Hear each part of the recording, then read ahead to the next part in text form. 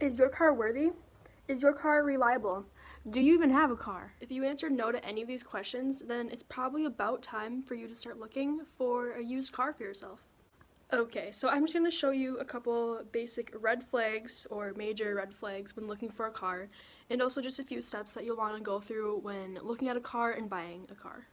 Finding a car you're interested in, I think you should either ask someone you know around if they've seen any cars for sale, or use your online resources and just look up cars on Craigslist.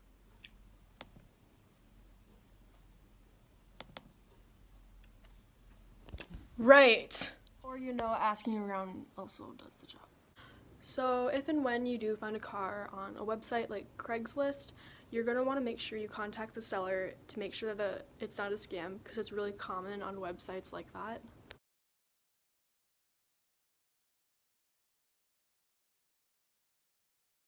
You're going to want to look for any body damage on the car.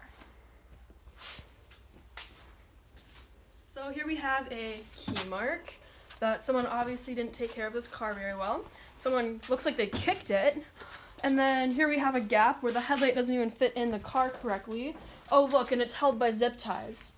Another thing, the color of the bumper doesn't even match the car.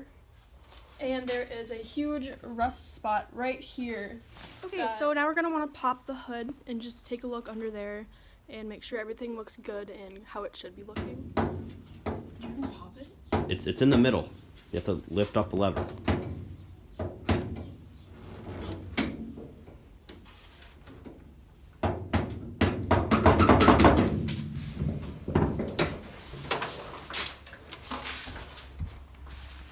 Okay, so now, after you get the hood up, Right here.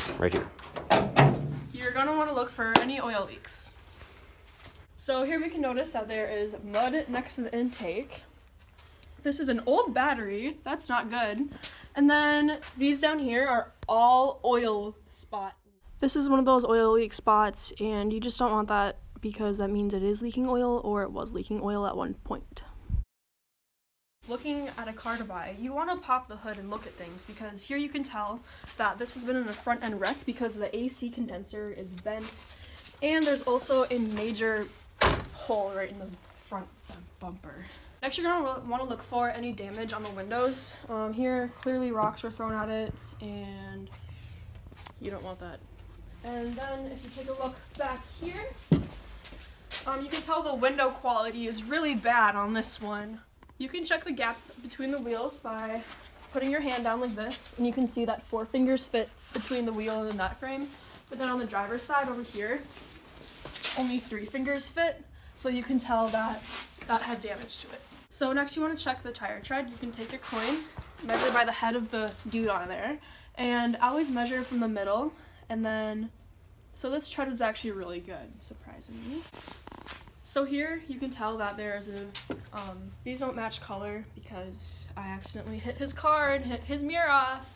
And then up here, there's a gap that you can tell the sunroof will leak. Right here, there's some bubbling, which is caused by stuff. And then also, there are mud flaps everywhere except the front. And then there's a huge crack right there in the bumper. So now you're gonna want to check how many miles the car has on it, and also if there's any lights on. So it has 235,000 miles on it, and also the ABS and the airbag light is on, and also when I started it, you can tell that it was really loud. You're gonna want to take the car for a test drive. I don't know how to drive stick. So basically, if a car looks anything like this one, just stay away from it.